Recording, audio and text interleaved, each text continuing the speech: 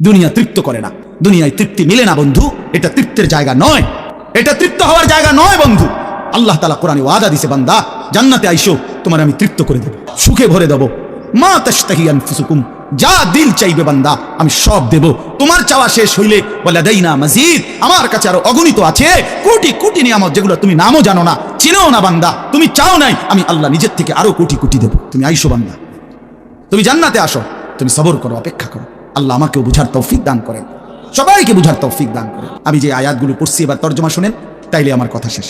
আয়াতগুলো মূল বক্তব্য হইল, আল্লাহ তাআলা বলছেন এই পৃথিবী একদিন শেষ হবে, হাসরের মাঠ কায়েম হবে, মানুষগুলোর দুইটা অবস্থা হবে, কিছু আমার প্রিয় বান্দা হবে, কিছু নাফরমান বান্দা হবে। আল্লাহ তাআলা এই কথাটা খুব গুরুত্ব দিয়া কোরআনে বুঝাইছে, বান্দা এই রং রসের এই সৌন্দর্যময় পৃথিবী তোমার কাছে যত লোভনীয়ই মনে হোক, আকর্ষণীয় মনে হোক, তবে এটা নিশ্চিত যে তুমিও থাকবা না, দুনিয়াও থাকবে না।